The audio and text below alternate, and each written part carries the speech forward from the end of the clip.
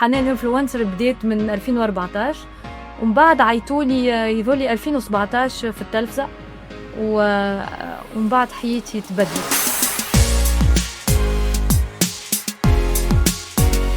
أهلا وسهلا بواضح، أنا فرحانة برشا اللي موجودة معاكم اليوم.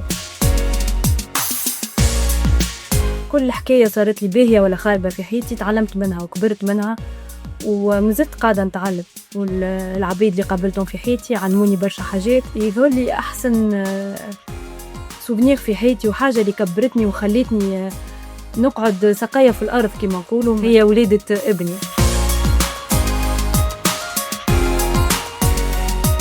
اللي بكاني أكثر في التلفزة يظهر لي ليموشن متاع فما بنية صغيرة. كان عندي برنامج اسمه كيدز دريم نحقق أحلام الولاد الصغار. كان فما بنية عندها التريزومي 21 وهي ذكية برشا وتعلقت بها وقعدت معناتها صحاب معها عندي أكثر من 10 سنين توا نمشي لها دارها ونخرجها وكيما بنتي صغيرة دايوغ هي تقول أنا اسمي ريم العش، أنا بنتك حنان. المرأة قوية، المرأة حنينة، المرأة ذكية، وأنا جو بانس اللي في تونس ويظهرلي في العالم العربي المرأة عندها كلمتها. المرأة التونسية معروفة في العالم كامل، المرأة التونسية عندها حق التصويت قبل من برشا بلدان في أوروبا مثلا. لي ريزو سوسيو اليوم سلاح قوي ياسر، سلاح نجم نستعملوه باش نبدلوا العالم. دونك انا نبدا نعدي ميساج لزملائي ومن بعد العبيد الكل اللي يتبعوا فيا واللي تحبوني وحتى انا راني نحبكم برشا. اكبر رساله هي رساله الحب. اعطي قلبك من غير ما تحسب راه ربي باش يرجعهولك.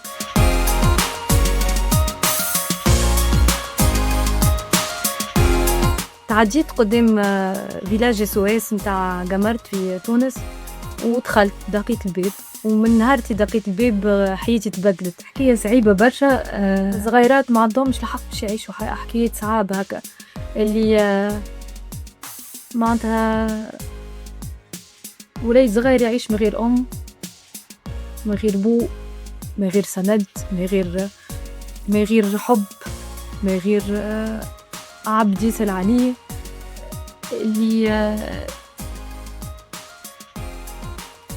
اللي صغيرات هما السند بعد الصغيرات هما اللي ولاد موتيف كما نقولوا بالفرنسي، هما يعاونوني وخلوني نقدم في حياتي.